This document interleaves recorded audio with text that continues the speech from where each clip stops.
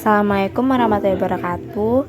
Kembali lagi bersama saya Ana Minawati, NPM E1D019011. Pada pertemuan kali ini kita akan membahas tentang estimasi berbagai bentuk model ekonometrika berbasis Kopdulax dengan menggunakan skripsi yang berjudul faktor-faktor yang mempengaruhi produksi padi sawah organik dan non-organik di Kecamatan Muara Bulian, Kabupaten Batanghari.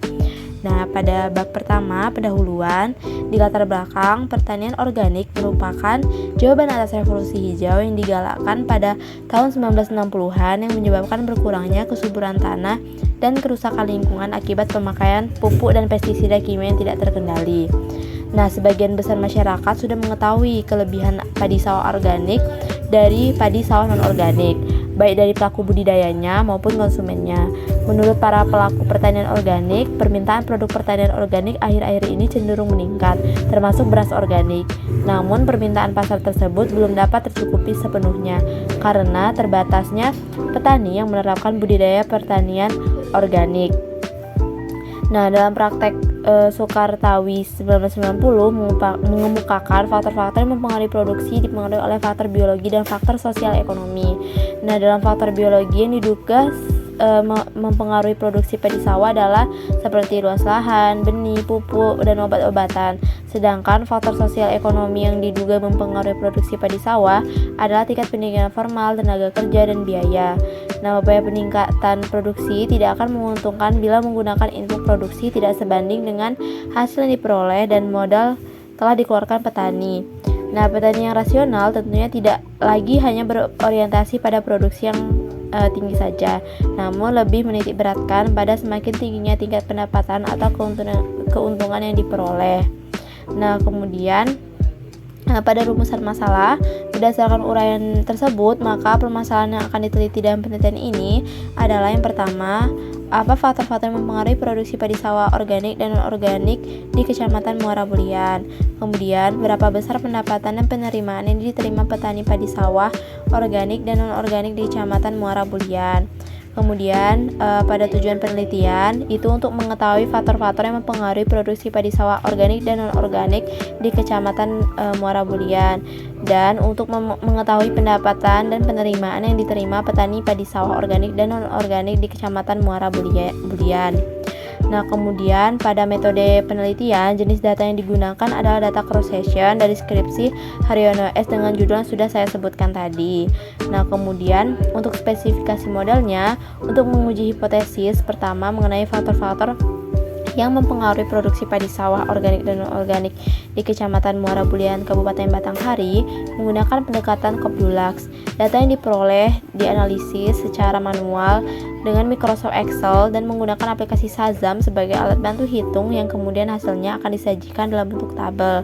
Kemudian persamaan yang diperoleh diinformasikan ke dalam bentuk double logaritma natural atau ln untuk mempermudah perhitungan dan analisis. Berikut merupakan bentuk sistem yang dari persamaan tersebut, yakni ln Y sama dengan ln beta H0 ditambah beta H1 ln X1 ditambah beta H2 ln X2 ditambah beta H3 ln X3 ditambah U ln E. Nah, keterangannya bisa teman-teman lihat pada PowerPoint. Kemudian untuk spesifikasi modelnya kita menggunakan dua uji, yaitu uji nilai elastisitas. Nah, hipotesisnya H0 jika beta H1 sama dengan 0 dan H1 jika beta H1 tidak sama dengan beta H1 tidak sama dengan 1. Nah, jika P value-nya kurang dari alfa 0,05 maka tolak H0 terima H1. Kemudian jika P value-nya lebih dari atau sama dengan alfa 0,05 maka tolak H1 terima H0. Kemudian pada uji skala usaha itu terdapat hipotesisnya H0 jika beta H1 ditambah beta H2 ditambah beta H3 sama dengan 1. Itu artinya skalanya adalah CRS. Kemudian H1 jika beta H1 ditambah beta H2 ditambah beta H3 itu tidak sama dengan 1. Itu artinya skala usahanya masih IRS atau DRS.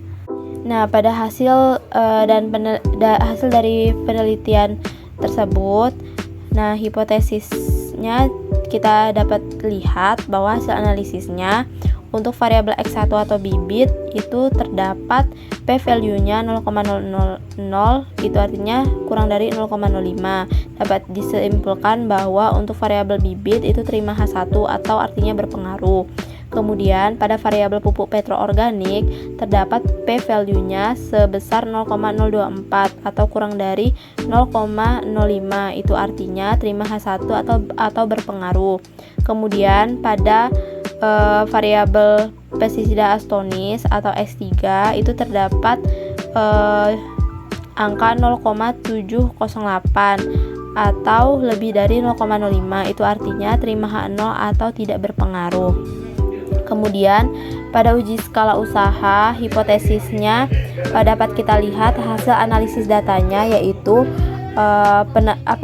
penambahan atau penjumlahan dari beta 1, beta H2 dan beta H3 itu terdapat pada estimated coefficient.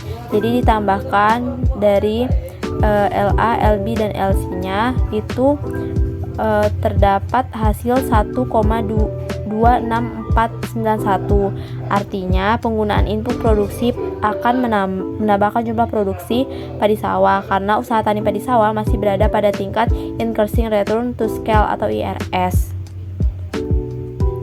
Kemudian pada penutup dapat disimpulkan bahwa faktor produksi yang berpengaruh terhadap jumlah output adalah bibit dan pupuk petroorganik, sedangkan pestisida astonis tidak berpengaruh terhadap jumlah output. Nah, kemudian usaha tani padi sawah berada pada tingkat increasing return to scale atau IRS, sehingga jika terjadi penambahan input akan terjadi peningkatan jumlah produksi bawang merah dan pendapatan akan naik pula. Nah, kemudian sarannya petani dapat menambah penggunaan input produksi karena usaha tani padi sawah masih berada pada tingkat increasing return to scale atau IRS, sehingga penambahan input masih dapat menambahkan hasil produksi dan penambahan pestisida astonis dapat menunggang produksi padi sawah. Nah, demikian yang dapat saya sampaikan. Sampai jumpa pada video selanjutnya. Stay safe, stay healthy, and see you.